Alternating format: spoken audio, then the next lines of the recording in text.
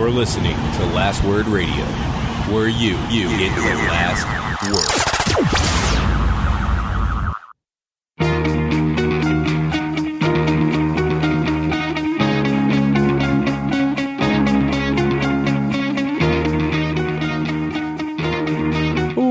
Welcome to the Fourth Line Podcast, part of the Alberta Podcast Network, powered by ATB Financial. This is December the 30th, 2017. With you today is myself, Carl, and the always wonderful Joel.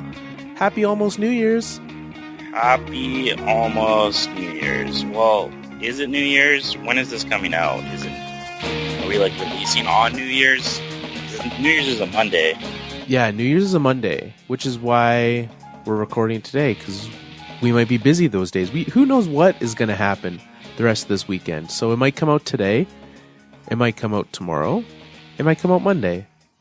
But when you guys are listening to it, you'll know that this episode's out. We don't know. Well, you'll know. I won't know. I'll tell you. Now you'll know. Now I'll know. It's out. Woo. Happy New Year. 2018. The year of it all. Yeah. Is that what we're calling it? I don't know. Did you like those birds that you just heard? I forgot to put my phone on vibrate. Yeah, that's nice, because I was, everyone always comments on my phone using the bird sound as its ringtone, and now you've got the same. It's nice that was the default. So, it wasn't for me, because I had to go find those. Oh no, it set the default on it, and I usually I know this about you. You usually have your phone so that you can hear it. I'm always on silent. Yeah, I hear. It's actually a surprise that you just heard birds, because usually mine's on silent, so I don't know what's going on. I'd say about half the time I'm at home, my phone's not on silent. If I'm at work or school, it's on silent, obviously. But yeah, I don't know. For some reason, I don't know what I did to my phone, but it's on it's either, you can either have it full up or it's on Do Not Disturb now. So, okay, yeah. I'm missing stuff, so now I need to fix I don't know. But 2018, it's all going to be better, Carl. We're going to fix it. I like that. Because, man, 2017, you've got to go. I don't know. 2017 certainly ended on a high note for you. Yeah, I'm okay. Your dream came true. Your goal. Yeah. So I'm okay with it, but 2018, bigger and better. That's what they say. At least that's what the Americas say. They're hoping for anything at this point. If we 2017, not a shining moment for the Americas. No. Now, to be fair, 2017, they did beat Canada twice at the World Junior Hockey Championships. Yeah. Sort of. Well, they did. They beat them for the gold medal game at the start of 2017. Right. Had a miserable middle of 2017, and then ended December 29th beating Canada again. So you've got to at least give them that. Did you watch that game? I did, yeah. I also watched that game, and I have some strong opinions that I'm not sure you're going to like. Well, tell me, what is strong opinion number one? That was the worst hockey game I've ever watched. Really? The worst? Worst experience of watching a hockey game ever. I would disagree. And I knew you knew that I would say that. Yes. Because of the two of us, I'm way more pro outdoor game than you are. And World Juniors, yes. It was miserable. It was terrible hockey. It wasn't even even good. It was just the refs were awful in the game.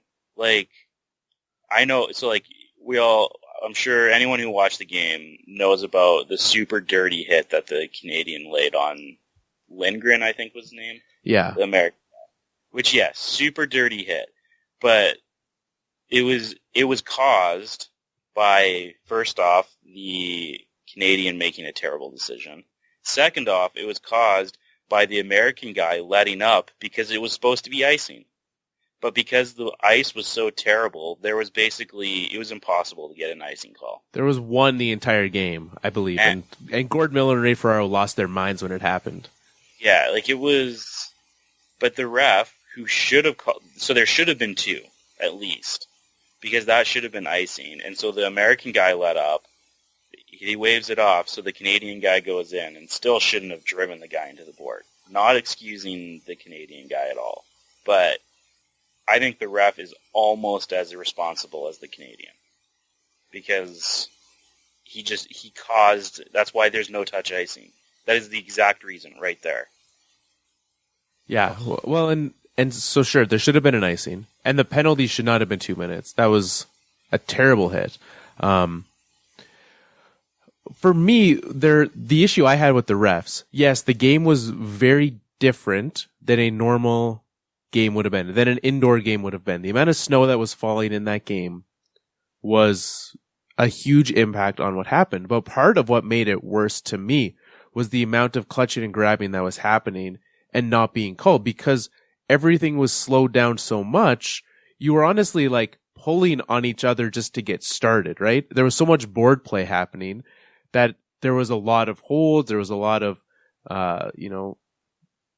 holds, really. That's all I had to say. And so for me, it became a very slowed down game because of the snow, but also because of the style of play that the players are playing, and the refs were allowing it. And I don't know what was said. Like, if the refs were like, look, like, we're not going to call this little stuff. Like, we want to make sure that this game happens. I don't know, but like, it was honestly borderline to the point where something would have had to have been said to these players that they knew they could get away with it, or they just saw the entire game they were getting away with it, so they just kept doing it.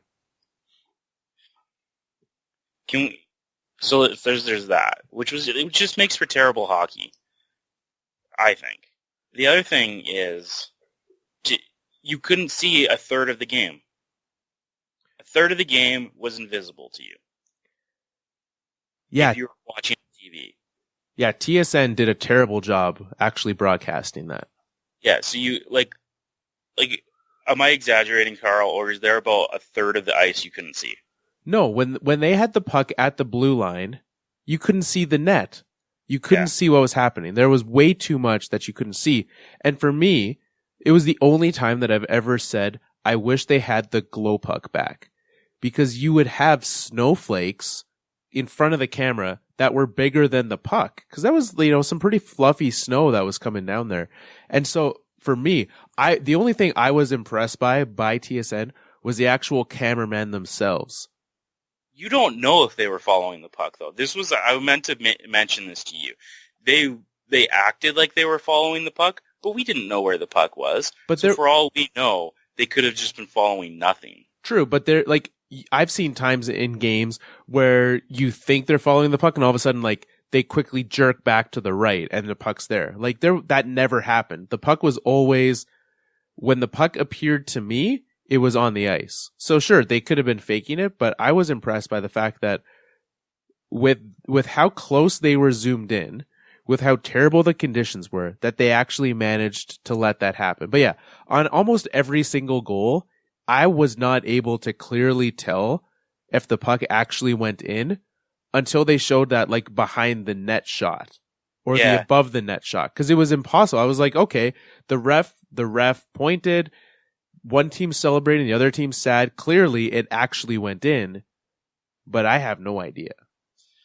So, and like, yeah. And just, it was so, like, you also couldn't see, like, the shallow side of the ice. Does that make sense? Like, it was near side, yeah. As like, little as you usually can, which, like, it's obviously limited by the boards, but it got a lot less yesterday. A lot. It was so low. I couldn't believe, like, that. It turned me off of outdoor games. If I wasn't already turned off from outdoor games, that sealed the deal yesterday. It was miserable. I will not watch on New Year's Day. I refuse to watch that game on New Year's Day because of that. Because it was awful. The play was awful. The refs were awful. The cameras were awful. Everything about it was awful. Now, Joe, you know that I love me some outdoor hockey. You know that I love me some international competition. If it was not for the fact that that was a World Junior game, I would have turned that game off almost immediately. Yeah. It was the closest there. By the end of that game, I said to myself, I'm okay if they never do an outdoor game ever again. Yeah. And it wasn't good. It was interesting to see how different the game became. But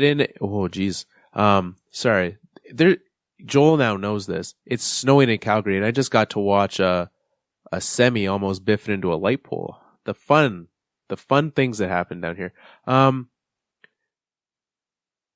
What was I saying? Oh yeah. The fact is that sure, the US won. On that day, they were better than Canada.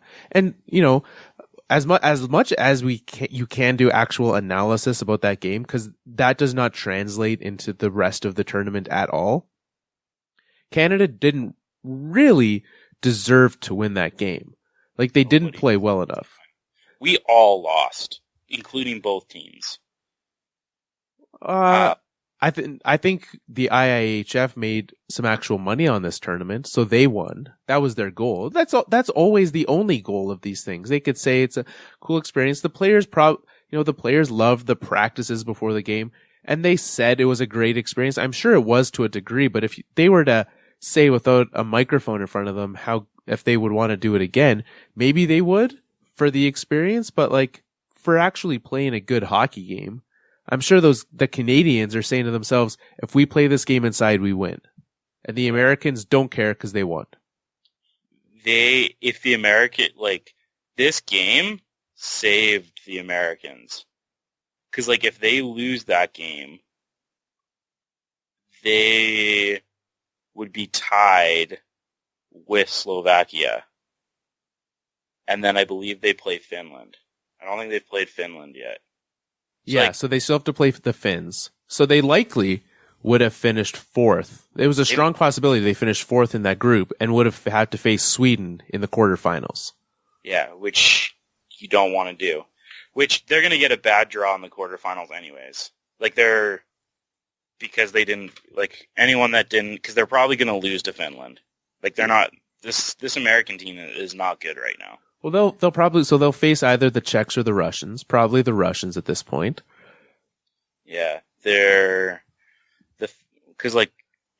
it's just miserable. It saved them. Canada, I don't know if the States were actually better than Canada. I don't think anyone was good. I just think the States were luckier. The bounces, how many times did you see guys chase after bouncing pucks? And it was just all over the place. Oh, to actually have a pass across the ice wasn't happening. Yeah. We continually saw guys have to as much as you could saucer pass in that game. It wasn't. I wouldn't even call it that. It was a flop in the air to just try to get it up over the snow. But yeah, it'll be. I don't think World Juniors will ever do this again. No, because the only way that they were able to do it now was because the Winter Classic is in the same location as the World Juniors. Yeah. They would not have been able to afford to build all of that system in place if it was just for themselves. But if, let's say it happens again, where they're in a city that has an outdoor arena at the same time in. I know that's a very long shot, but let's say it happens again. Yeah. I still don't think they do it. I don't think so either. There was a lot of things. The simple fact of them having to rejig the schedule, they broke the seedings to make this happen. They made the Americans play, and obviously they won one of the two games, so they're not too sad, but they made the Americans play twice in 24 hours, which is against World Junior rules as well. So a lot of things had to be tweaked and manipulated just to make this game happen. And I think, certainly attendance has been terrible at this tournament. Attendance was terrible in Montreal last year as well, though. So getting money out of this tournament is a big thing. That's the only reason, that I could see this happening. Again, is a money reason, which is the only reason any of them happen. It's all money. I even forgot that another thing that made this awful was how many times you had to wait like 10 minutes, 15 minutes in between puck drops. Not in between periods, in between puck drops. Well, like the commercials, when they would have their snow clearing breaks, would actually be, instead of the regular 2-minute commercial, it'd be 5, 6, 7 minutes. Oh, it was such an awful experience. Awful experience. See, I enjoyed watching it. I enjoyed seeing what it was like just a curiosity of what's it like to have the best under 20-year-olds play in the worst conditions possible. But like the fact of, that they couldn't even flood the rink was a little crazy. The fact that they were doing dry scrubs in between periods. So some of those ruts that were happening there, like that one behind the net, I think it was behind the American net in the third period, that you were having these guys like just falling over in it. That's when it gets to be a little much. That's when I'm like, you know what, just don't. So, are you gonna go to Vancouver next year for the World Juniors? Wasn't planning on it. There's still tickets available for the gold medal game. Have they started selling them already? Well, there you go. Now I know. So I almost thought they did like one North America, then one Europe. Now do they do two and then one? I guess so. Next year it's in Vancouver. Then the year after that it's in the Czech Republic. It's actually because it's Vancouver / Victoria next year. I guess one group is in Victoria and the other in Vancouver. Yeah. And then 2021 isn't set yet. So just the next 2 years is set. Well, there you go. Weird. Anyways, enough about this. Enough about that. Let's talk about somebody getting suspended. Oh, Carl, how do you feel? Actually, Joel, before we talk about that, let's remind everyone about the folks at ATB Financial. Mentioned this on our best of episode, but as the year 2017 comes to an end, a lot of people are looking into 2018, figuring out what am I going to do? I want 2018's got to be bigger and better. ATB Financial can help 2018 to be bigger and better. Head over to atb.com/listens and tell them you want bigger and better in 2018.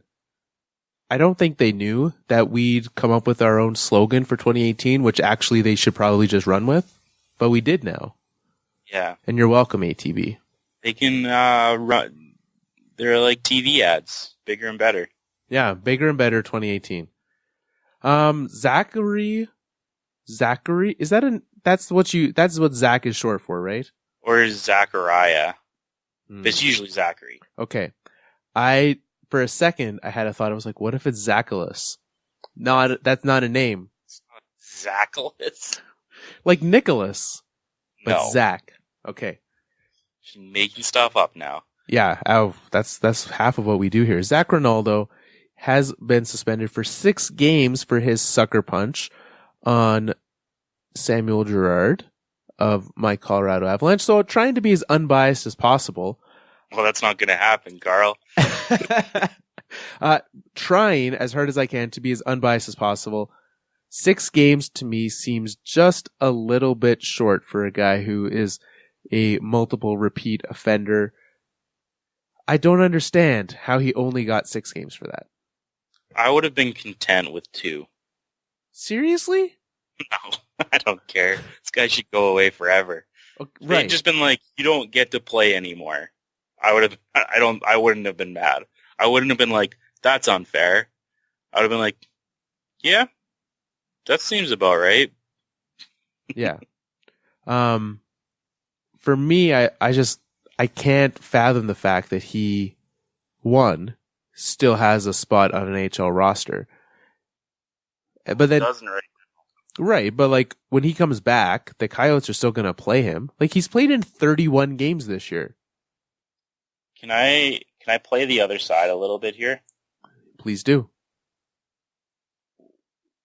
How do we get to a point where, so like, there's a lot of dirty hits in the NHL.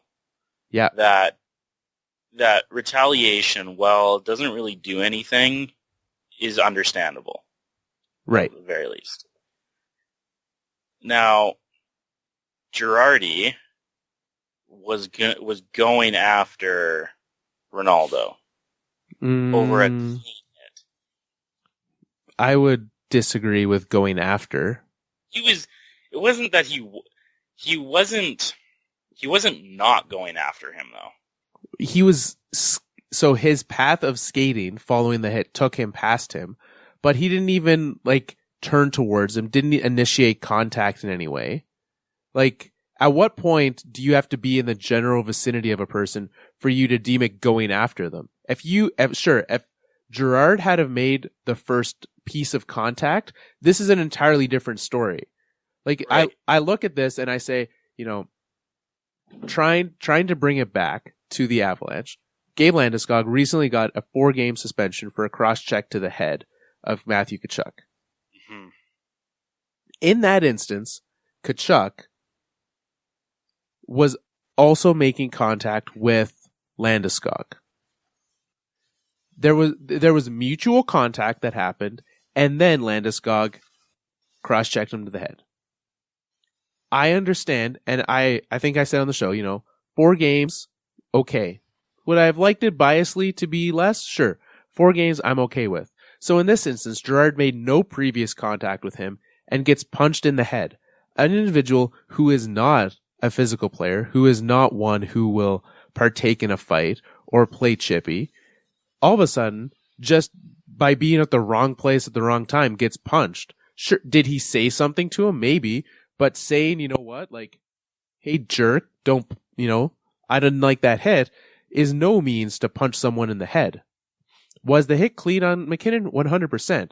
But there was no need for that to happen. And Girard had absolutely no reason to say that it was deserved or that he was going after Ronaldo, because that 100% wasn't what was happening. You, my friend, are very fired up about this. Well, it's stupid. Like, why? It's not even I wasn't fired up until you tried to defend it, because it's indefensible. It is true. I'm not saying I don't understand. I don't understand why, like, if you want to clean up things like this, you do need to give bigger punishments. So, and I don't actually believe that Zac Rinaldo, what's his name? Zacchaeus Rinaldi, yes. Zacchaeus Rinaldi. I don't actually think there was any justification for what he did here. I was literally just playing devil's advocate. Well, I did not appreciate it. I noticed. I also think you're a little touchy about sucker punches. Like, it's a little touchy subject for Colorado Avalanche fans. Like, sucker punches aren't good on the best of days, but, like, you sucker punch an Avalanche, and it's just like, it is actually the worst thing you could ever do, ever. Yeah, it brings back memories that we don't want to bring up. And so I think that context is what's firing you up even more. But okay, so fine, Girard doesn't go after him. But how many times have you seen guys go after somebody for a clean hit? Oh, 100%. You see it all the time. A big clean hit will still... It was clean. I'll give him that, yeah. I think McKinnon was just winded because he finished the game. He's obviously still been playing since then. So, but I don't know. That was a very, like... That was a goon move by Mr. Zacchaeus. Yeah. If he never played again, I don't think anyone would be too sad, except for him. And Mrs. Zacchaeus. Yeah, him and Mrs. Zacchaeus. Anyways, they will not be getting a Christmas card from me next year. I regret sending him one this year. I will not make that mistake again. Like, what other enforcers do you think Christmas cards do? Do you want to ask that question again?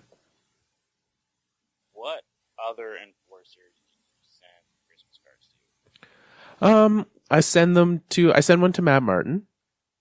I send one to Radko Gudas. Do you send one to Matt Martin because he actually is in your family?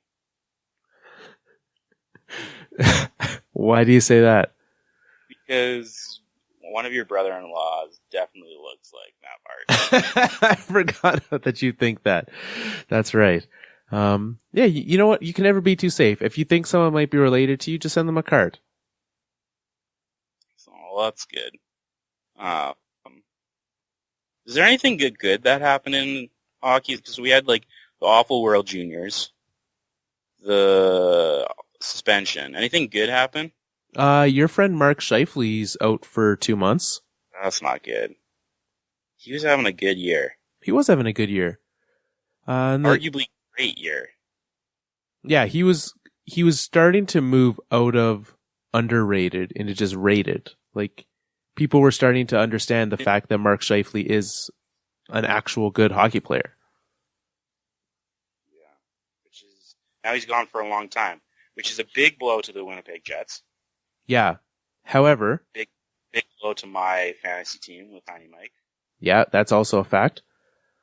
But then they went out last night and against the Islanders team that had been doing fairly well, managed to win 4-2 in their first game without him. So we'll see how that works without him in the lineup.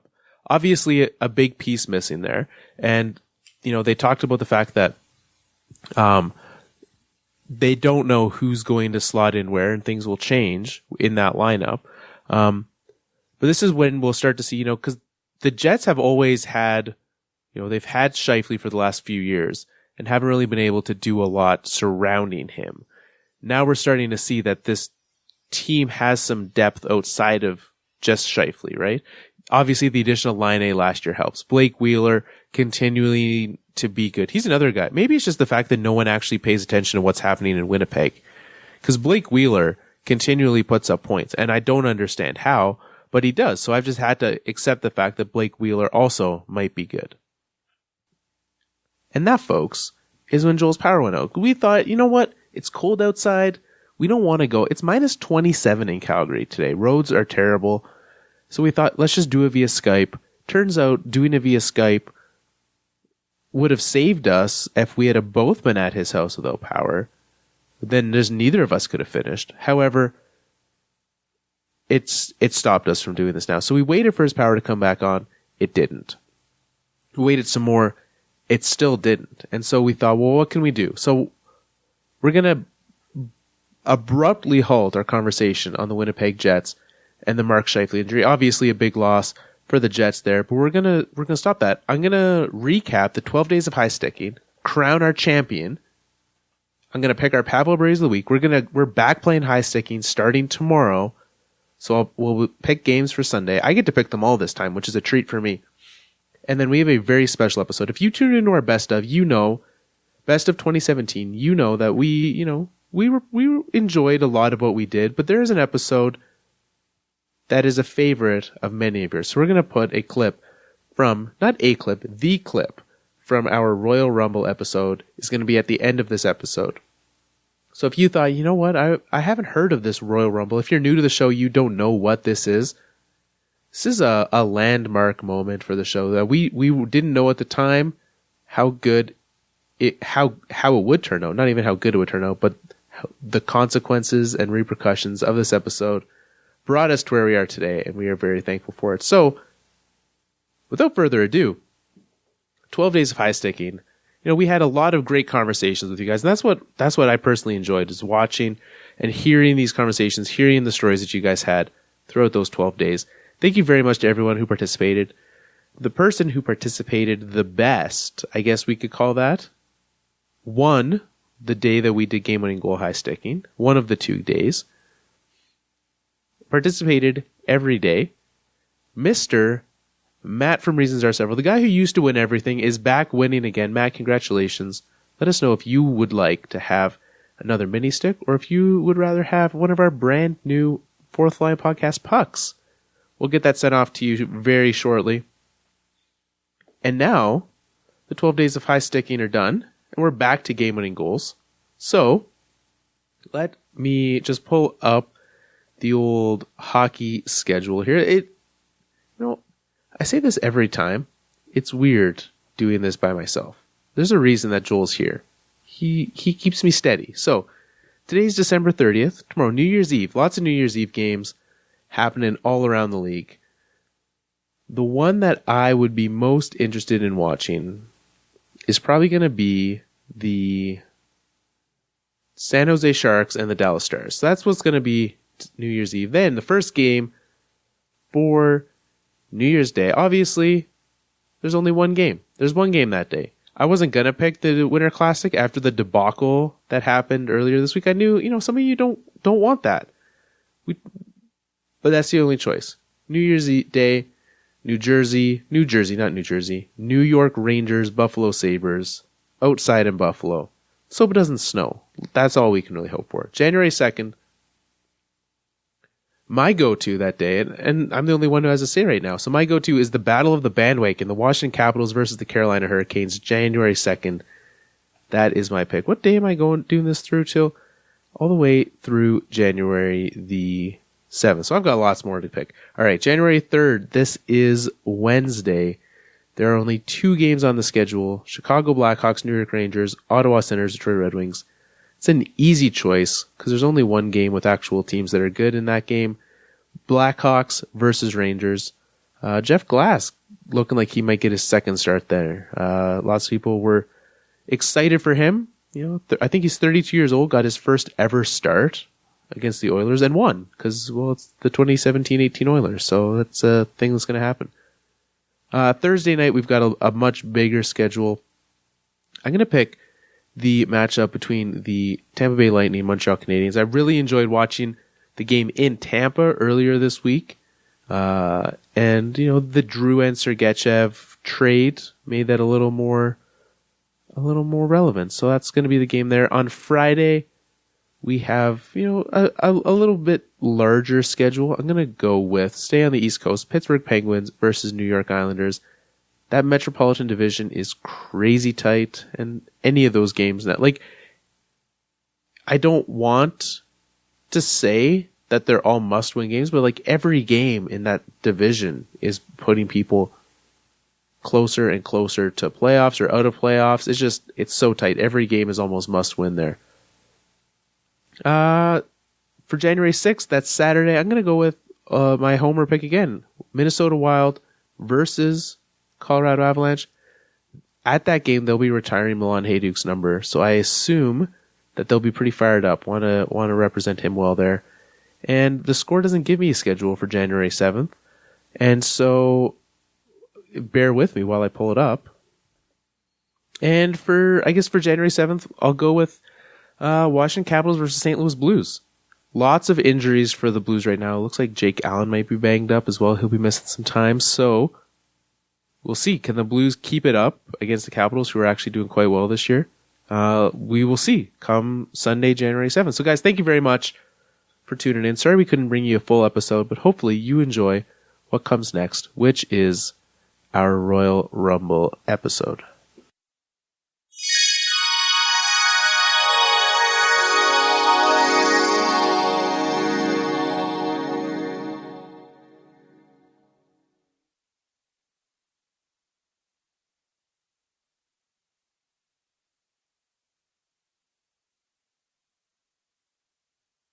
No one uses the Google Plus.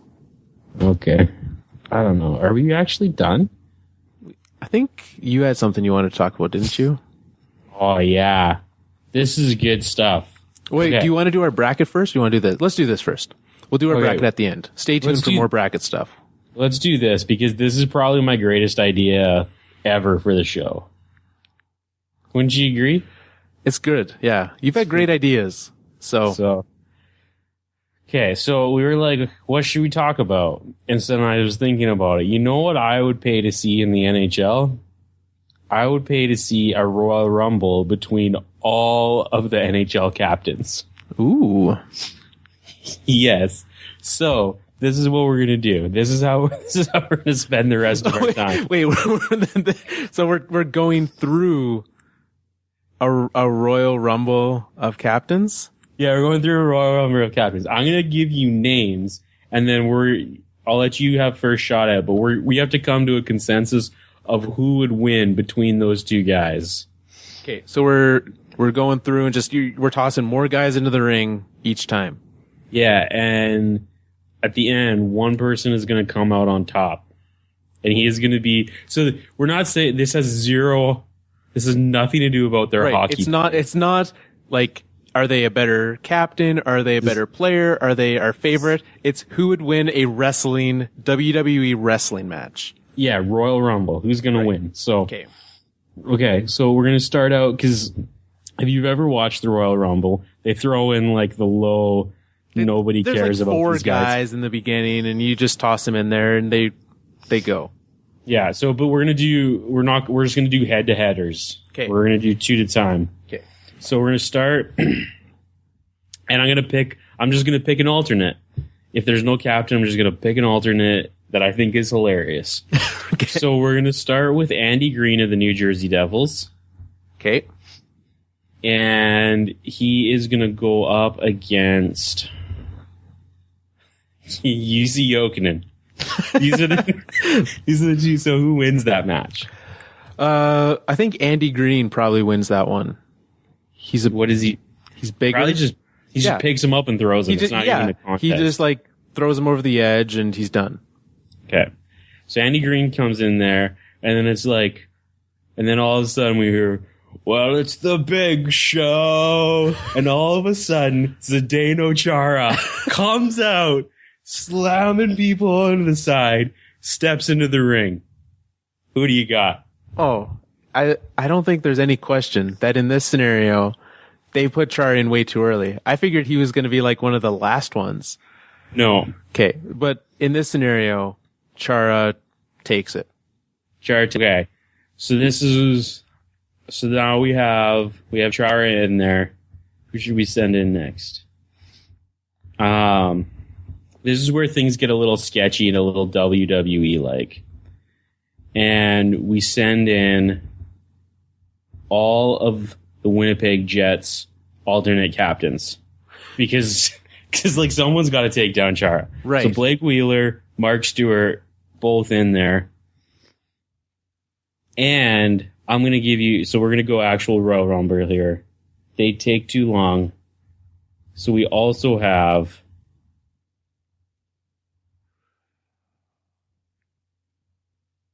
Shane Doan. Wow. I like that. So I think Shane Doan sits on the side and just like lets Wheeler and Stewart do their thing. It was Stewart's the other one, right? Yeah, Mark Stewart, Wheeler, Chara, Shane Doan. So I think obviously both of the Jets are just beating on Chara, and I think he's just standing there, just like taking at them in the chest. Like they're just punching him and he's stand like a champ. Then probably Mark Stewart gets knocked out of the ring. But then when he does, Shane Doan comes over the edge and flips Chara also out. Chara's gone? I don't think so. I think Chara handles all 3 of them. Really? Yeah, Shane Doan is super old. Well, that's why I figured like he's just gonna kind of sit back and probably get like a little cheap. Or the Winnipeg Jets guys, like they'll jump on Chara and like all 3 of them go over at the same time. Like that could be a thing that happens, and then there's just Shane Doan in there. So they team up with Chara to go against Doan. No. Like they team up to go after Chara, and they're about to flip Chara over the like out of the ring, and he just like grabs them both, and like all 3 of them fall out. Oh, yeah. I'm certainly not opposed to the idea of Chara just continuing to be dominant. He's a giant. And none of those guys are super, physical, fast. Like I don't really expect to see them like running around doing anything crazy. So yeah. So we'll leave Chara in there. Okay. Other 3 out. All right. This is where it gets interesting, I think. Because now we got to get rid of Chara. Right. Now they've said Chara's in there for too long. We've got to do something. We've got to spice it up. We need another big hitter in there. Jamie Benn. Ooh. So Jamie Benn comes in. He's gonna be flying around that ring. He's gonna be making some moves. I expect Jamie Benn to be like a jumping from the top of the turnbuckle kind of guy. Absolutely. And he's big. So I think he could take Chara. Because Chara's old. He's slow. That's slow. Chara's downfall in this. He's gonna be slow. Yeah. So who wins? I think it's going to go for a while because I think it's going to be hard to knock Chara out of the ring. But then like Ben's just going to keep evading his hits. So why don't we send in a third? So we send in a third. Mike Fisher comes into the ring. Oh. And then this is the beauty because you got the country music playing in the background. Yeah. And who accompanies him to the ring? Carrie Underwood. Oh, we have our first ring girl? Yeah, we have our WWE diva in Carrie Underwood. So she's at the sidelines. Mike Fisher comes in. Automatically, Chara and Ben knock Fisher out and throw him out. That's what I think would happen because they'd be like, what are you doing bringing Carrie around here? Well, here's my thing, though. Like, for those who've listened to Carrie Underwood, she's not afraid, before he cheats, she's not afraid to get some weapons in there. I think she's throwing Mike Fisher chairs, bats, ladders from underneath the ring. So I think So he hits Chara with a ladder. I think he probably hits Chara with a chair, a ladder, something, a table. And him and Ben just pick him up and throw him out. Yeah, they did. Like, I think, and then Carrie's like dragging him out from the ring. So I like where this is going. So the dirtiest guy in the ring so far is Mike Fisher. Is Carrie Underwood. Carrie Underwood. Okay. So now we have Ben and Fisher. Because it is always like the random celebrity that does something that you wouldn't expect, right? Yeah. So we've now got Fisher and Ben left in the ring. And that took long enough that little old Brian Giunta has made his way to the ring as well. So now we've gone from big and old to small and old. Yeah. I don't think he lasts long. I don't think he lasts long either. I think literally like he runs in and Fisher and Ben knock him out. Just knock him out, throw him out. Yeah. Apparently Fisher and Ben are working together. I think just because they're both kind of done with him. I don't know. Do you think that's what would happen? Yeah. I think Ben's a force to be reckoned with. Well, and if I think at this point, like, do you think they've kind of escorted Carrie away now that they've found out about her shenanigans? But there's still that chair right in the middle of the ring. No, as long as Fisher's there, Carrie's there. All right. WWE's fine with shenanigans. Oh, well, I know that. So Gianta's gone right away. I think we're going to throw Giordano in there. Okay. And we're going to throw in Henrik Zetterberg. Oh. So we've got a little international flavor going across Giordano, the way. Zetterberg, Mike Fisher, and Jamie Benn. Okay. So now at this point, you've got like the defenseman, the crafty center. I think at this point that we're going to see more Carrie Underwood shenanigans because she's kind of like the last time they were there, she's got a table set up outside and I don't know what it's being used for, but Jamie Ben's climbed up to the top of the turnbuckle. And I think what's happening is she set up the table and Ben is going to make use of it. He's throwing someone on that table, but I don't know who. Well, here's the thing that you don't realize is happening. Well, Carrie Underwood is trying to figure out what she's going to do next. A girl by the name of Emma Anderson has come down, and she is taking it to Carrie Underwood. Really? Is that Zetterberg's wife? That is Zetterberg's wife. She is a Swedish television personality and singer. So singer versus singer. So we got two singers, duking it out. Zetterberg's distracted. And so Fisher, we'll say, no, Zetterberg and Fisher are both distracted with this fight that's going on. So I think Ben takes his opportunity. Him and Giordano clothesline them both over the ring, and they're done. Oh, yeah. I can buy that. So now we got Giordano, Jamie Benn, and because that took so long, we've got we're going to bring in Max Pacioretty and Mikko Koivu. Well, now here's with Max coming in. You know he's got a history of concussions, right? Like he's just glad Chara's left because he's going to be put into another turnbuckle. Right. So they're just going to go right at his head. I don't think Patch is going to last too long. So does he run? He runs in the ring, slides in, and slides right out the other side. Okay, so he's gone.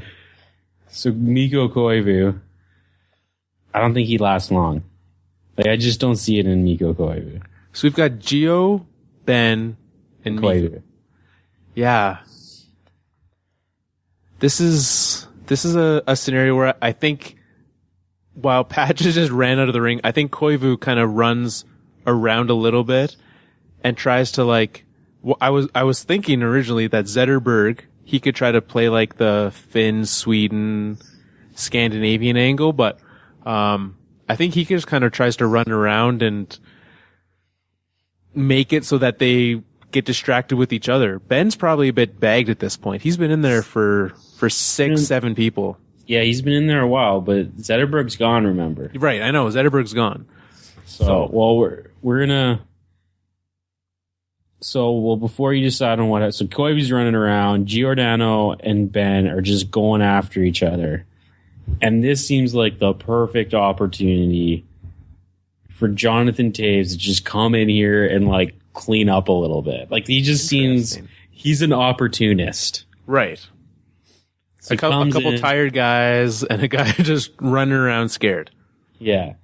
So this is how I see this playing down. Toews comes in, cracks a couple jokes. Ben gets laughing. Koivu pushes Ben out of the ring. Ben's done. I see that. So, while that's happening, we got Nick Foligno, Gabriel Landeskog, and Ryan Nugent-Hopkins all making their way up to the ring. They're like, here's just all three of them at the same time. Yeah, because everyone, I think, just gangs up on Nugent-Hopkins because they're just like, this guy shouldn't be here. So he's gone instantly. So who's left? We've got Koivu, Gio, Landeskog, Foligno, and Nugent-Hopkins. And Toews. So we've got 6 guys in the ring right now. Yeah. I think they've started to pair off. That's what I think's happening. So I think you've got Nugent-Hopkins and you've got it. All right, Fisher got knocked with Zetterberg. Okay. So you've got Gio and Nugent-Hopkins. Okay, Calgary, Edmonton. They pair up. I see Landeskog pairing up with Nugent-Hopkins. I feel Landeskog would be feel sorry for him. I can see that. Yeah. And then Gio pairs up with Koivu because he's like, I don't know what's going on. Right. So just pairs up with Koivu. Mm-hmm. And then Gio, Foligno. No, Foligno, Toews. Oh, okay. This is getting messy, see? There's a lot going on. No one really knows what's happening. And before we know it, just someone's getting tossed out of this ring just because there's so much happening. One's going to get tossed out, and then we've got a 2-on-3 or a 2-on-1 scenario. I don't know who's getting tossed out, though. Giordano and Foligno. I don't know what's going on anymore. Giordano and Koivu. Those 2 guys need to go. Giordano's been in there for a while, so he's tired. Yeah. Koivu, not a very big guy, so he's gone. Toews, still cracking the jokes, distracting everybody. So he's fine. He's literally sitting on top of the rope, just telling jokes. Yeah. Somehow not getting flipped over. And then I think what happens here is you got, who comes in next? We got Anze Kopitar comes in, picks up the chair, cold cocks someone with the chair. Probably Toews. I'm going to go with Toews. Probably Taves. They've got the playoff rivalry. Yeah, so Gold Goss Taves. Taves is gone. Koivu's gone. Foligno's gone. Giordano's gone. So all you got left is Kopitar and Landeskog and RNH. And RNH. Somehow he survived all of this. So he survived all of that. Yeah. So as that's going on, so they hit him with the chair, and then that's when The Rock comes out. Because you got to have an actual WWE guy. Right. So The Rock comes out. He throws all of those guys out because obviously. Because he actually knows what he's doing. So now we clean slate. No one can. It's just The Rock. just the Rock standing right in the middle of the ring. So then they're like, well, this is going to be quick. So they send Ryan McDonough in there, and they're just like, okay, see what you can do. Who wins that? The Rock versus Ryan McDonough. I think at this point, what happens is McDonough he tries to delay until the next guy comes out. So he's kind of running around, and like he's using the chair as like a tiger trainer does at the circus. Okay. Like he's just kind of trying to keep The Rock away. And then they're like, if that's where we're going, we're just going to say, so they're just like, you know what? We just need to send everybody. So here's the rest. No. So I think they send one more person because I think I know what happens. What happens? Okay. So who's next? Who's after McDonough? Okay. We're going to go with Henrik Sedin. Henrik Sedin comes out. Oh, but I like this one because who does he come out with? Daniel Sedin. Yeah. And so now everyone's and one confused. more. There's 3 of them. There's 3. Yeah, Luongo comes out too. Oh, okay, I like that. Yeah. So they're there, and the Rock's confused because he doesn't know who he's actually supposed to throw out because he can't tell the difference between the two of them. And so, who's the other guy who's still in the ring? McDonough. He's still in there. Yeah. So obviously they're all trying to just get The Rock out. So now McDonough's closed the chair. He's doing his thing. Luongo and the Sedins are all just beating on The Rock, and he's tanking it. Oh no, Luongo's not in the ring. He's the Carrie Underwood. Okay, but both the Sedins are in there. Yeah, both the Sedins are in because they're one person essentially. Right. Our bracket said so. So obviously. Yeah. Okay. So then everyone else comes. See, so is The Rock gone? I think what happens is at some point the lights just go out. Yeah. Well, obviously. And then that's how they get rid of The Rock. Okay. Like, so the lights go out for like 30 seconds and The Rock is just like, there's a chair broken over his back and he's on the outside of the ring or something like that. So the chair's gone. He's done. And then when the lights come back on, Ryan Getzlaf comes out with, who else we got?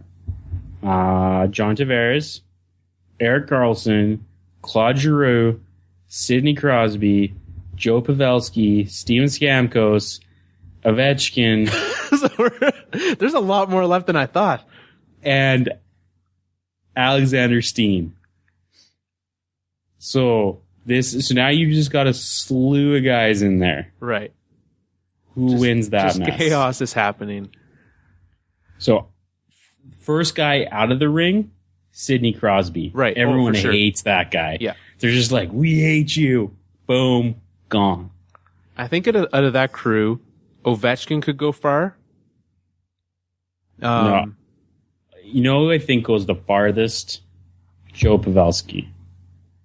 Yeah, I can see that. The guy just looks, he reminds me of a vicious dog. Right. Well, and like, if he were to bring someone out, it would be Brent Burns. And Joe Thornton. He's just got like both. He's just got both of them there. Just all the beards. Pavelski's just grown a giant beard by now. But you know what happens? No. So those 3 guys are celebrating. They've knocked everyone out. They're celebrating. They're like, yeah, arms in the air. They're like lifting each other's arms. Ryan McDonough from behind knocks him over because they all forgot about him because they're like, that guy's a captain. What? Ryan McDonough wins the Royal Rumble. He is your guy. Oh, that was surprising. See, I was thinking that you now have Ovechkin win it, and then you have like the Russian supervillain, like the heel for wrestling. I think he'd make a great heel. He's too fun-loving. He's just too, like, he's too likable. But this is the turn. No, I think you gotta go, everyone forgot about McDonough, and he knocks out the last guy, because they're like, what? I thought I won. Nope, he was there, hiding in the corner. So Getzlaf, Tavares. I just can't buy the fact that McDonough, of all the, like, he's gonna be one of those guys that you don't even notice leaves the ring. And all of a sudden you're like, oh yeah, McDonough's gone. Exactly. That's why he wins, because they thought he was just like, where'd that guy go? See, for me, I'm thinking the final four would be Getzlaf, Ovechkin. I forget who else was in there. Probably not Tavares. Tavares, Giroux, Carlson. Giroux would be in there. Stamkos. Not Stamkos. Giroux hurt his hand playing golf. He's not going to be in the end of a roll. Because, like, Carlson's not going to be in there. No. They'd probably, like, go after his tendon and he'd get hurt again or something. Steen's not going to be in there. No. Sedin's not going to be there. I think they could go far. Just because of their, like, the fact that there's two of them. I think if you're going to go with, like, a final four, I think Pavelski wins it. Pavelski. Like, oh, yeah, Pavelski. I do a final three of Pavelski, Ovechkin, Getzlaf. That's my final three. And Pavelski would clean them up. Would he? Oh, yeah. Ovechkin's weak. We just saved him for later because of the entertainment value. It'll be funny, but he'll, like, think he's won. He's like, he'll be celebrating before. Yeah. He's the guy that throws Pavelski over the ring celebrating, but Pavelski has his hand on the rope, comes back over and knocks him out. Yeah. I can buy that. Okay. Fine. Ovechkin's gone. Pavelski versus Getzlaf. Pavelski wins. All right. He's going to make fun of Getzlaf's has no hair. He's going to, like, bring in some wax and start shining. Yeah. Getzlaf will be sad and boom, gone. All right. Joe and Pavelski. Then McDonough from behind comes out of nowhere. No, Ryan McDonough is not winning the Royal Rumble. Sad. Do you think anyone's still listening? So, Joe Pavelski, winner? Joe Pavelski, winner of the Royal Rumble. Joe Pavelski, winner. That took us 20 minutes. This is what happens when people say, hey, are you still doing a show in the summer? And we're like, yeah, we like to keep going through the summer so that people can listen. This is what you get.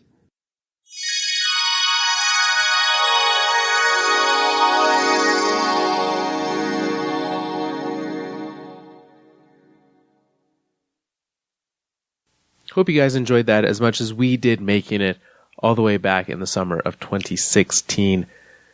Before we go, I want to let you guys know about a show, which is, I find it very interesting. I don't know if you're a history buff. There's tons of history podcasts out there. If you're from Alberta, there's not a ton of Alberta history podcasts out there. And I guess, especially compared to a lot of places, there's not, as much depth of history recorded for us to follow. But if you want to find out, listen to Let's Find Out, a podcast actually hosted by Edmonton's historian laureate, Chris Changyan Phillips, hosts the show.